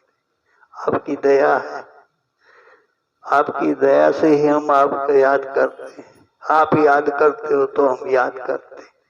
तो यारी साहब ने परमात्मा को अपना दोस्त बना करके रखा कि हे प्रभु आपसे हमारी दोस्ती है। और इसीलिए उनको तखल्लुस इसको कहते हैं, यानी नाम पड़ गया यारी साहब। तो यार मानते हैं, तो यार की स्थिति होती परमात्मा तक की कृपा। तो पहली स्टेज आती है रिम झिम बरसई नूरा, नूर जहूर सदा भई पूरा। मैं आपको बताऊं कि यहाँ भंडारा होता है, कितने लोग आते हैं कोई गिनती नहीं रहती। साधन कम है, जो भगवान देगा वही की उसी में इंतजाम करेंगे। लेकिन आज तक की हम आपको बताते हैं कि हमने जब कभी भी भंडारे से पूछा, उसने कहा कभी कम नहीं हुआ, हर किसी को पूरा हो गया, जिसको देना था वो भी दे दिया। तो ये कृपा है, जिस पर कृपा बरसेगी उस पर ये रहेगा। तो रिम झिम बरसई नूरा, नूर जहूर सदा भरी पूरा, झिलमिल झिलमिल झलकई मोती, होत प्रकाश जलत है ज्योति। हम उस आत्मा के प्रकाश पूजन करते हैं, ध्यान करते हैं, हमारा प्रेम है। तो झिलमिल झलकई मोती, होत प्रकाश जलत है ज्योति। रुंझुन रुंझुन अनहद। दादाजी ने हमसे जब ये बात हुई तो कहने लगे इसको समझते हो? हम कहना हमें अच्छा बहुत लगता है लेकिन समझते नहीं। तो दादाजी ने उसको समझाया कि आत्मा का निकास इसी हृदय में है, कहीं ढूंढने जाने की जरूरत नहीं। ये अज्ञान मोह है, गंदगी है एक माने में कि कहीं उसको ढूंढने जाते हो। तुम्हारे हृदय में रहता है। दिल बदस्तावर के हज्जे अकबरस्त। जिसने अपने हृदय के अंदर दिल को काबू कर लिया, मन को काबू करना, फिर बुद्धि को काबू करना, फिर आत्मा को रिझा लेना, तो इस प्रकार से काबू में हो जाता है। तो उस काबू में जब हो जाता है तो आपकी सारी शक्तियां एक जगह केंद्रित हो जाती हैं, पर्दा फट जाता है, खुल जाता है। तो वो कहते हैं कि रुंझुन रुंझुन अनहद बाजई, भंवर गुजार गगन चढ़ी गाजई। अनहद शब्द जो है जिसकी कोई हद नहीं। बाकी जितने शब्द हैं वो प्रकृति में विलीन हो जाते हैं। बड़ी से बड़ी उपलब्धियां होती हैं वो प्रकृति में विलीन, लेकिन हृदय से जो संत पुकारता है तो उसकी पुकार जो है परमात्मा के चरणों में सीधे पहुंचती है और कोई हद नहीं है। उसको कोई रोकने वाला नहीं है। वो जहाँ प्रकट हो जाएगी तो कोई चीज आपको छू नहीं सकता। तो रुंझुन रुंझुन अनहद बाजई, भंवर गुजार गगन चढ़ी गाजई। ये भंवर क्या है इसको समझना चाहिए। आपके हृदय के अंदर मन है, मन के अंदर बुद्धि है, बुद्धि के अंदर आत्मा का प्रकाश है। अब जब तक कोई इसका साधन नहीं करेगा, बुद्धि विचार से हम परमात्मा को ही समर्पित रहेंगे, वही काम करेंगे, वही संगत करेंगे, उन्हीं लोगों को बैठेंगे। ये असली चीज है। इसको लोग भूल जाते हैं, लेकिन हम उनको भी कुछ न कुछ तो करते ही। तो इसलिए हम किसी को रोकते नहीं, किसी को आलोचना नहीं करते, लेकिन सत्य यही है, इसको समझो बेटा। सत्य यही है, तुम्हारे ऊपर उसकी कृपा है। ये गुरु की कृपा से मिल गई है। ये सबसे बड़ी चीज है। गुरु की कृपा ही ईश्वर की कृपा है। तो रुंझुन रुंझुन अनहद ये उसके पास हो जाएगा। दादाजी के पास होता है। जहाँ जागी बैठ जाइए वो स्थान जागृत हो जाएगा। जब जागृत हो जाएगा तो धरती का जितना आकर्षण है उतना केवल परमात्मा के प्रकाश में है, वरना धरती से बढ़ करके आकर्षक चीज बड़ी से बड़ी चीज को खींच लेती है। उसके अंदर ये आकर्षण शक्ति क्यों आई है? इसीलिए आई है। तो रुंझुन रुंझुन अनहद बाजई। अनहद को समझो। अनहद शब्द क्या है? अनहद शब्द जो है वो हृदय का शब्द है, या वो चाहत है, वो प्रेम तरंग है जो परमात्मा के चरणों में सीधे पहुंचती है। उसको कोई रोकने वाला नहीं है। इसको समझो। भगवान राम जो हैं रावण से लड़ते लड़ते लड़ते लड़ते एक स्तर पर आता था, अपने सारे डाउन कर। हमारा कोई कर्म नहीं है। अब हमारा पार ब्रह्म जो है, यहाँ पार ब्रह्म का खेल है। तो ये चीज जो है बड़ी चीज है, बहुत बड़ी चीज है। तो रुइन अनहद बाजई भंवर गुजार गगन चढ़ी।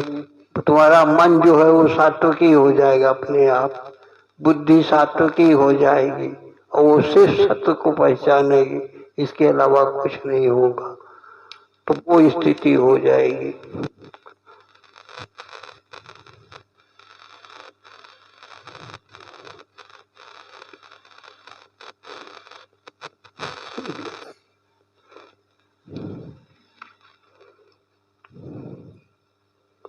तो रुन अनहद बाजई भंवर गुजार गगन चढ़ी गाजई। और निर्मल निर्मल निर्मल मामा तह यारी ने लिया विश्राम।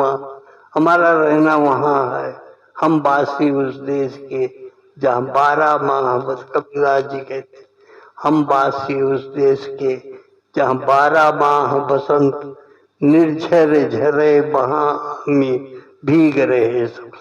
तुम्हें भीगना, ये गुरु की कृपा से संत के दरबार में ये होता है। ये बारिश का समय, दादाजी के समय, कौनो समय आइए, अकेले आइए, 10 लोगों को लेके आइए, आइए चुप पे बैठ जाइए, देखिए वो बारिश शुरू हो जाती कि नहीं, करके देखिए। तो रुंझुन अनहद बाजई भंवर गुजार गगन चढ़ी गाजई। और निर्मल निर्मल निर्मल नामा तह यारी निर्या विश्रामा। राम ते अधिक राम कर नामा का साधन हो रहा है। आप उसको समझो, बहुत बड़ी सौभाग्य है दादाजी का सत्संग। निर्मल निर्मल निर्मल नामा तह यारी ने लिया विश्राम। हम वहाँ विश्राम करते हैं, रहते धरती पर, तो इससे क्या होता, हमारा संबंध है उससे बना हुआ। ये बेसिक चीज है, इसको समझिए, गांठ से बांध लीजिए, यही असली चीज है, प्रैक्टिकल है। हम दादाजी के पास पहुंचे तो उन्होंने न मेरा नाम पूछा, न गांव पूछा, कहाँ से आए हो, ये नहीं पूछा। केवल एक बार ऐसे देखा कि हमारे यहाँ तो प्रैक्टिकल गीता है। अब प्रैक्टिकल गीता बिना भगवत नाम के संभव ही नहीं है। भगवत नाम जागृत हो जाएगा, वो आपके ऊपर हर समय बरसता रहेगा। पहले हम, एक जमाना था, हमारे पिताजी जो थे वो कल्याण पुस्तक मंगाते थे, तो कल्याण हमारे यहाँ रेगुलर आया करता था, उसको बाइंड करा के रखते थे। अब सब, एक पंडित जी आए, उनका लड़का जरा चटोरा था, उसने सब मोगा से रुमाने करके उसको दरअदी के नाम भेज चला गया।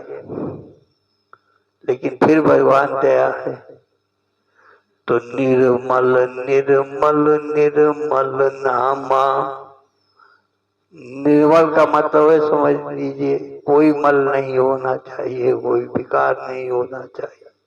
निर्मल मन जन सो मोहि पावा, मोहि कपट छल क्षेत्र बाबा। यही है असली चीज, निर्मल मन जन सो मोहि पावा। वही मुझको प्राप्त करेगा जिसका हृदय निर्मल हो जाएगा। और निर्मल कैसे होगा, जब राम नाम का उसमें वास हो जाए। सीधा संबंध है, समझना चाहिए, समझने की चीज है। जब हृदय में तुम्हारे प्रभु राम का प्रकाश आ जाएगा, उसी में एक दिन परमात्मा का आपको दर्शन हो जाएगा। यही असली चीज है, इसको समझो, इसको करो। सुबह शाम हर समय जब मौका लगे, बारिश जब होने लगे, फैलाने लगे, सारे काम को ढीला कर दो, चाहे जितना इम्पोर्टेंट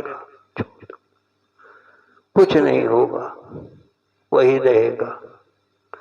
निर्मल निर्मल निर्मल नामा तहाँ यारी न लिया विश्रामा। अब भगवान के यार जो हैं वहीं भक्त लोग वहीं जा करके अपना आसन जमा देंगे।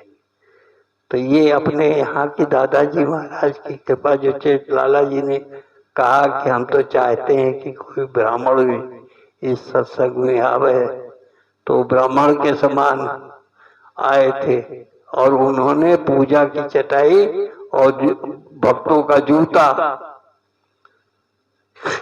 दादाजी महाराज को ध्यान में हमसे कितनी बार कहा, गिरीश जिस दिन हमको दादा भक्तों के जूते पे बैठना पड़ गया, ध्यान करना पड़ता है, उस दिन ऐसा ध्यान लगता है कि उसका कोई बयान नहीं है। जिस दिन हमको भक्तों के जूते पर बैठ के ध्यान करना पड़ता है, वो विचार खत्म हो गया कि ये छूत है और ये अछूत है और दादाजी को मारा। तो ये बात इसको, ये तुम्हारे साथ भी होगा जिस दिन तुम उसके जूते पर प्रेम से बैठ जाओगे, उस दिन तुमको भगवान से सीधे मिलन हो जाएगा। भक्तों का जूता, क्या बात है, भक्तों के जूते। हम एक बार इनसे राणा साहब से मिलने गए। ये राणा साहब जिनके जो शताब्दी वर्ष हुआ था, जिनका 100 वर्ष से अधिक रहे थे, काशीपुरी में उनकी समाधि बनी, वहाँ एक स्थान है, वहाँ उनकी समाधि बनी हुई। वो हमसे मिलते दादाजी से के साथ तो बताने लगे कि हम और त्रिपाठी जी सब लोगों को बैठने का और इसका सबका इंतजाम में लगे थे, काम कर रहे थे। ये सब भगवान की के ध्यान को खींचने के लिए वहाँ सेवा कर ले लो अपने जिम्मे। हम कितने लोगों को यहाँ जो आए, अब कहीं कुछ न क्या करो, नहीं करता है, ठीक कर, या झाड़ू लगाया करो। तो अब वही झाड़ू लगाते लगाते उनको कहाँ पहुंचा दिया भगवान। ये उसकी देन है, सब हाथ छोड़ दो, कोई जरूरत नहीं है। तो निर्मल निर्मल निर्मल नामा, तह यारी ने लिया विश्रामा, तह यारी ने लिया विश्रामा। तो भगवत भक्ति सीखना हो तो पहले नाम की भक्ति, ये सबसे साधन है। जब नाम से युक्त हो जाओगे तो भगवान खुद अपनी भक्ति प्रदान करते हैं। भक्ति प्रदान करने के लिए नवधा भक्ति उन्होंने जाके सबरी को सुनाया और उनको अपनी भक्ति प्रदान किया, उसको अपनी भक्ति प्रदान किया। भक्ति का मतलब है कि दिखाई कुछ नहीं देगा, सुनाई कुछ नहीं देगा, लेकिन वो भक्ति प्राप्त हो जाएगी तुमको। वो अपने आप तुम्हारे ऊपर बरसेगी, कृपा करे। कोई बिगाड़ नहीं सकता, कोई छू नहीं सकता जिसके ऊपर ये कृपाधार उतरती है। कृपाधार बहुत बड़ी सौभाग्य है जो दादाजी के सत्संग में सुलभ रूप में प्राप्त होती है। यहाँ कोई न कोई सेवा पकड़ लो। हम आपको बताएं, जब ये सत्संग शुरू हुआ तो ये वहाँ फतेहगंज के एक सेठ थे, तो उन्होंने क्या किया कि और कुछ नहीं किया, हर महीने 1 किलो बतासा वो प्रसाद बांटने के लिए यहाँ भेज देते थे अपने नौकर से। वो नौकर यहाँ प्रसाद लेके आता था और देता था, जी बंटवाती थी। वही प्रसाद आज भी चल रहा है, कहीं न कहीं से प्रसाद आ जाता है, वो बढ़ता रहता है। खरीद के कपड़ों ने प्रसाद चलाए, ये आप समझ लीजिए, लेकिन बढ़ता रहता है। तो वो लाया था, नौकर लाता था और वो प्रसाद यहाँ बढ़ता था। एक दिन उसको शौक पैदा हुआ तो भंडारे में शामिल हो गया और उसके बाद उसमें 50 रुपए की नोट उसकी गिर गई। अब वो बड़ा दुखी हुआ, 50 रुपया उसके लिए बहुत मायने रखता था। तो वो दुखी रहता, लेकिन समझता था कि भंडारे में इतनी भीड़ हुई थी तो नतीजा उसको कैसे मिलेगी, तो मन ही मन धारण किया था। लेकिन जब वो आया हम लोगों की उस जमाने में, अब तो मैं कुछ कर नहीं पाता, लेकिन उस जमाने में हम लोगों का व्रत था कि जैसे पहले आते थे आश्रम की सफाई करते थे, फिर इसके बाद पूजन होता था, और पूजन के बाद जो गंदगी हो जाती थी उसको हम लोग फिर बाहर के झाड़ू लगा के साफ करते थे। ये नहीं कि उठे बस चले गए, ये सब तरीका है। कुछ प्रेम पैदा हो, कुछ कर्तव्य की का बोध हो, तब समझ में आता है। तो उस जमाने में हम लोग क्या करते थे कि झाड़ू लगा करके, तब तक अंधेरा हो जाता था तो झाड़ू लगाते थे, लेकिन एक बार हुआ कि इसी कोने पर चबूतरे के वो कूड़ा इकट्ठा करके हम लोग चले गए थे, और वो जैसे लेके प्रसाद आया है तैसे उसको अपना देखा उसने कि उस कुएं के ऊपर झंडी की तरह 50 रुपया का नोट ऐसे लगा था। समझे आप? वो 50 रुपए का नोट उसी झंडी की तरह कुएं के ऊपर ऐसे लगा हुआ था।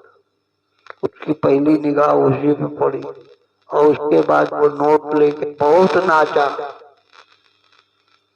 वाह दादाजी, वाह दादाजी, वाह दादाजी। 50 रुपए का नोट हफ्ता भर के बाद हमको मिल गया। इतनी भंडारा हुआ, इतने भाई लोग आए।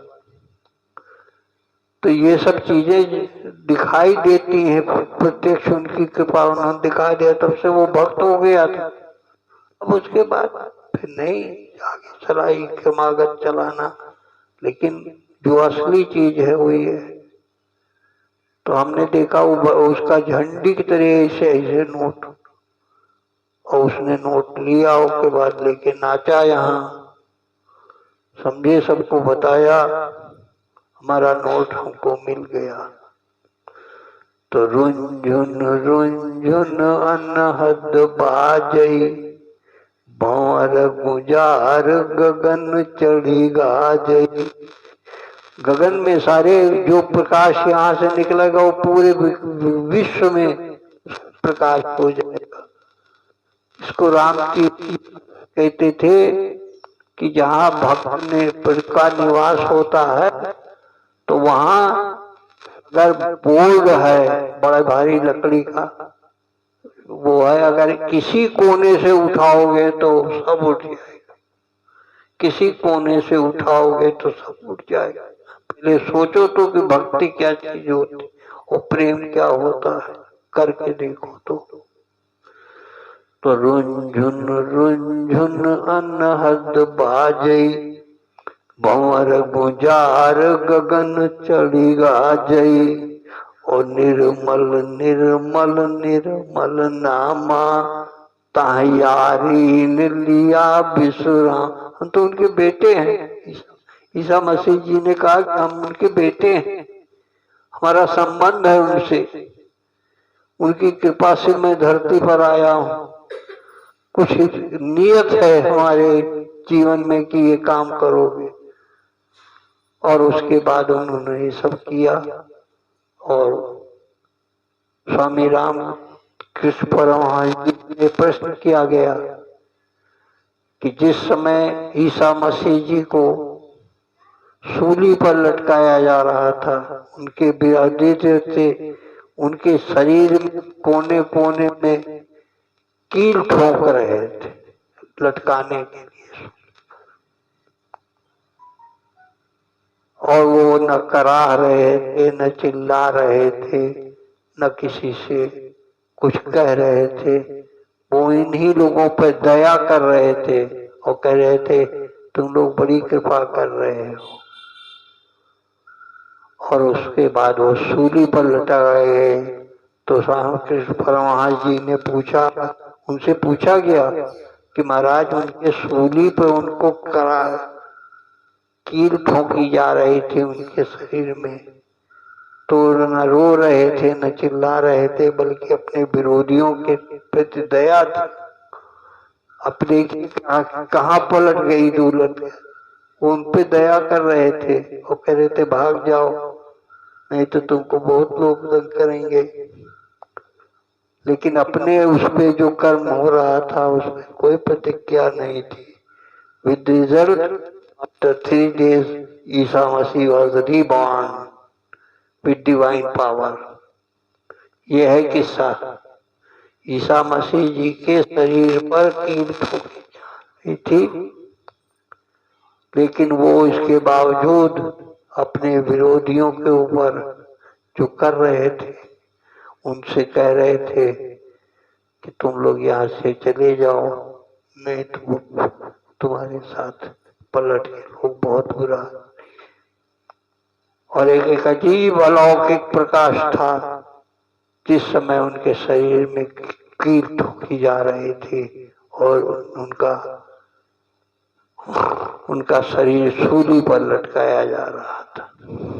देर आफ्टर उसकी आत्मा जो है वो फिर से रिबॉर्न हुई और दया मूर्ति की तरह।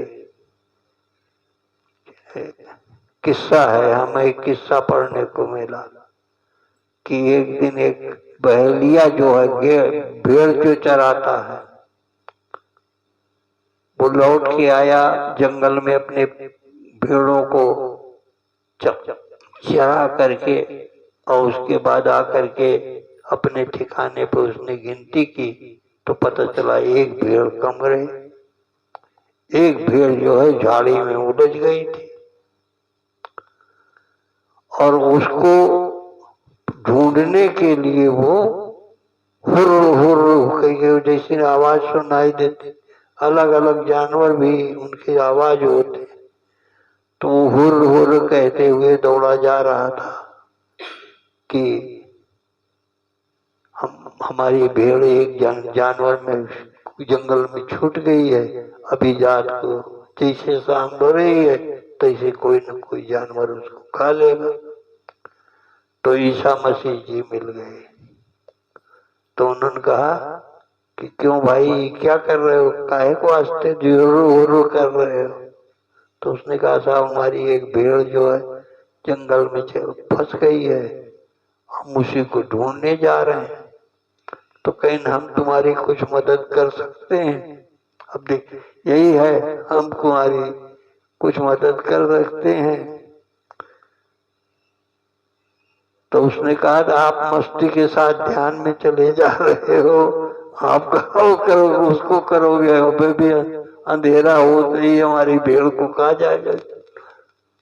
तो कहीं नहीं, हम रास्ता बता सकते हैं, क्योंकि तुम नहीं सुन रहे हो लेकिन तुम्हारी भेड़ जो है व्याकुल हो करके तुमको पुकार रही, वो आवाज मैं सुन सकता हूँ।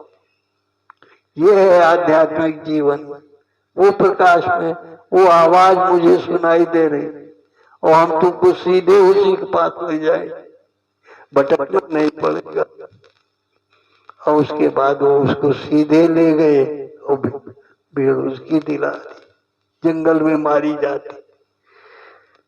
तो ये सब प्रकाश गगन चढ़ी आ जाए, अब ये प्रकाश इनको घेरे रहेगा, आपको 24 घंटा घेरे रहेगा। तुमको नैनम छिदंत सस्राणी नैनम दहाति न पावका, वो कोई स्थिति हो जाएगी तुमको कोई छू नहीं सकता, उनको कोई सकता। हम आंदोलन के चक्कर में जेल चले गए, गई दादाजी के पास, दादाजी ने कहा घबराना नहीं, छूट के आ जाएंगे। और हमसे दिखाया कि हम खफा हैं, क्या है तमाशा कर रहे हो तुम। 3 पन्ने की चिट्ठी मैंने दादाजी को लिखा कि मैं आपकी याद में तड़प रहा हूँ। हम रोज सवेरे संध्या जाने वाले दादाजी के पास, और वहां जेल खाने बंद कर दिए गए, नजरबंद कर दिए गए। अब हम छटपटाते रहे लेकिन कोई नहीं बोले। तो भाई से तो कह दिया छूट के चले आएंगे, घबराना नहीं, लेकिन हमसे कुछ नहीं। आखिर में जब पहुंचे तो उन्होंने कहा कि क्या किया था, और भाषण नहीं दिया था सरकार के खिलाफ। खैर उसके बाद फिर सब छूट छाट के आ गए, सारी चीजें एक्स एंटी नॉर्मल से रिस्टोर हो गई। आदेश हो गया कि they are reinstated in their original position, nothing will be recorded in their character roll, चाहे जो उन किया। तो दादाजी की कृपा नहीं थी तो और क्या था। और आखिर में उन्होंने कह दिया कि अभी तक आंकड़ा नहीं, बस हो गया। तो जो असली चीज है उसको समझो, जिसके ऊपर ये राम नाम प्रकट हो जाएगा, जिसके ऊपर पत्थर के रूप में ये सर पे उतरने लगेगा।